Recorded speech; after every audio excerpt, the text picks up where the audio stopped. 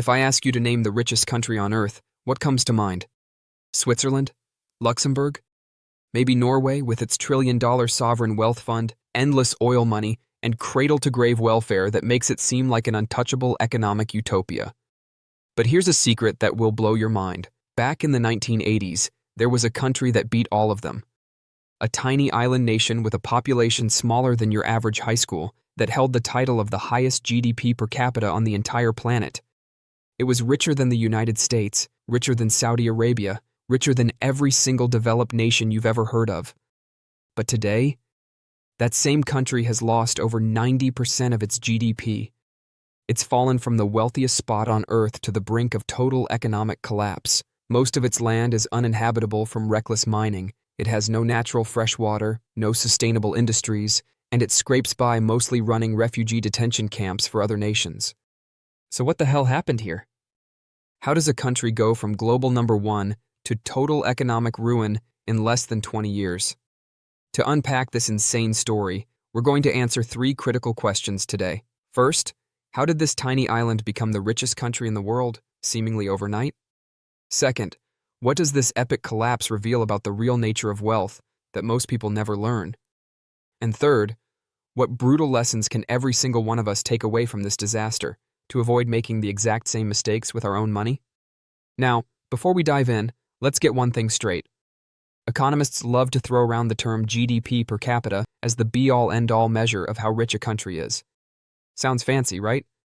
Let's break it down with the simplest example possible, so even if you slept through high school economics, you'll get it. Imagine you have 3 people living in a house. Person 1 makes $30,000 a year. Person 2 makes $30,000 a year. Person 3 also makes $30,000 a year. Their average income, their per capita GDP, is $30,000. That's a solid middle-class household, right? Now flip the script. Person 1 makes $90,000 a year.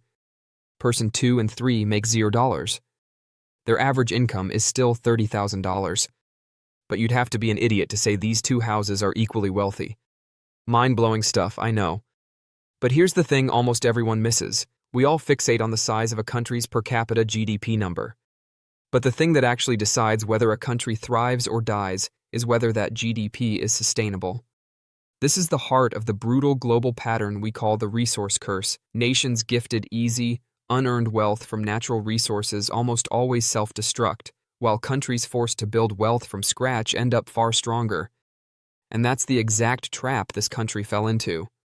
The country we're talking about today is Nauru, a tiny 21 square kilometer island in the middle of the Pacific Ocean, the 3rd smallest country in the world, only bigger than Monaco and the Vatican. It's so small you can drive around the entire island in less than 20 minutes. So how did this invisible dot on the map become the richest country on Earth? The answer is bird poop. No, I'm not kidding. For millions of years, migratory seabirds used Nauru as a rest stop, leaving behind mountains of guano. Over time, that guano hardened into incredibly high-grade phosphate rock, a critical ingredient in agricultural fertilizer, which was in insane demand all over the world in the 20th century. For decades, Britain, Australia, and New Zealand seized full control of Nauru's phosphate mines, siphoning off nearly all the massive profits while paying local islanders only tiny, symbolic payouts. It wasn't until Nauru gained full independence in 1968 that it took 100% control of its mines, and overnight, the tiny island was swimming in more cash than it knew what to do with. So why did this lead to a 90% GDP collapse? Here's the overlooked mechanism that broke everything. Nauru bet its entire national economy on a single, non-renewable resource. And it treated that finite, one-time pile of money like it would last forever. Let me paint you a picture of what life was like in 1980s Nauru. There was no income tax. Zero. Healthcare, education, and housing were all 100% free, paid for entirely by the government. The government gave every citizen a free car, subsidized gasoline, and even a free boat if you wanted one. No one had to work.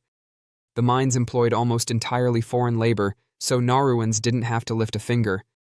The country's entire public service was sent to study in Australia and New Zealand, all expenses paid, only to come back to an island with literally no jobs to do. On paper, this was paradise. Their per capita GDP was through the roof, Everyone was rich, no one had to work. But the clock was ticking. Because every ton of phosphate they dug up and sold was one less ton they had left. And they were digging it up as fast as humanly possible. So does this mean the collapse was just inevitable? That once the phosphate ran out, the country was doomed? Well, not exactly. But here's the thing, running out of phosphate isn't the full story. That's just the surface-level excuse. The real culprit here is a universal economic law and a flaw in human nature that dooms almost everyone who gets lucky with unearned wealth. We're talking about the infamous resource curse. To understand this, we have to go back to the very beginning. When Nauru took over the mines in 1968, industry experts estimated the phosphate reserves would last 100 years.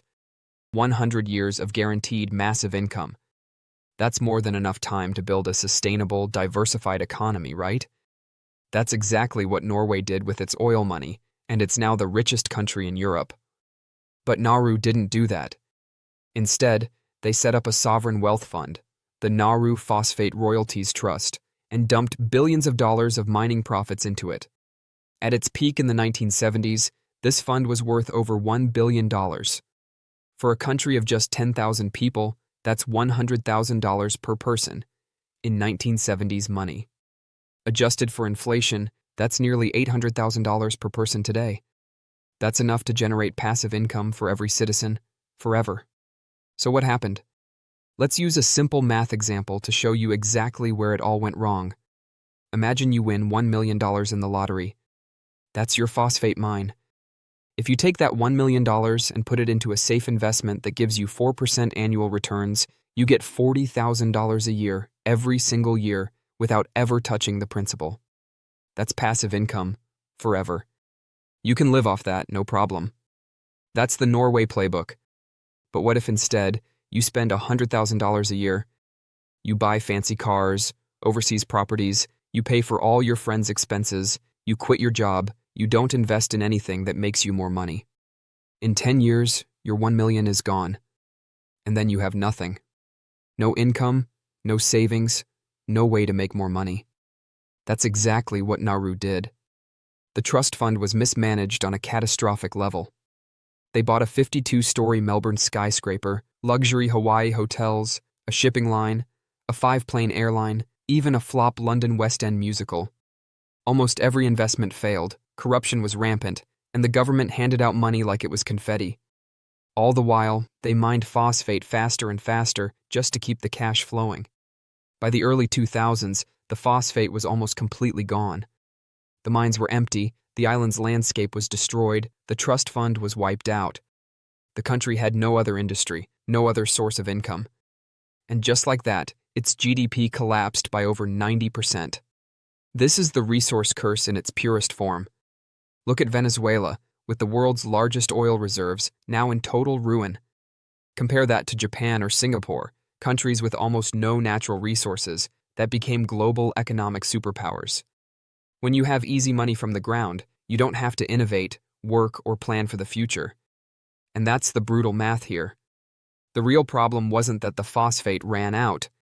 It's that Nauru never built an economy that could survive without it. So is this whole disaster a bad thing? And who's really to blame? I know what you're thinking. The left will say this is the fault of colonialism, of Western countries that looted Nauru's resources for decades, then left the island to rot.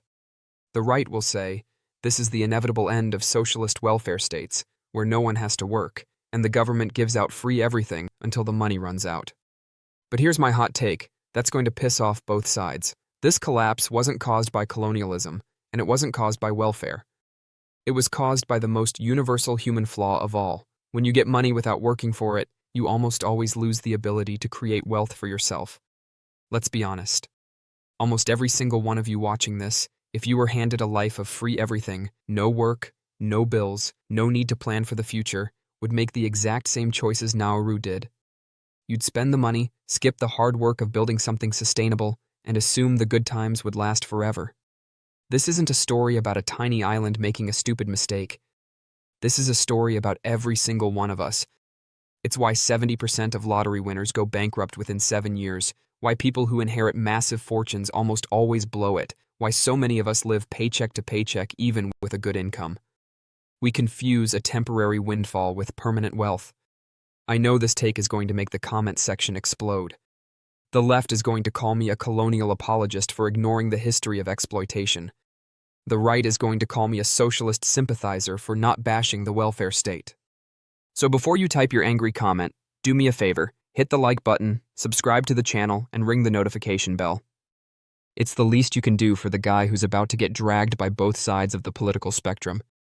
And hey, if you want to see more stories about how countries rise and fall and what they mean for your wallet, check out the video on screen right now.